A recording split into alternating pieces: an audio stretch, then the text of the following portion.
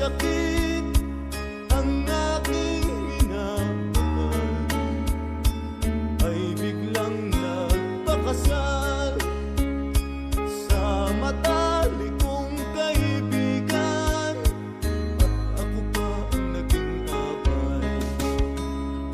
At nabigo man ang aking pag-ibig, ito ang tandaan naking giliw, di mawala sa puso't damdamin.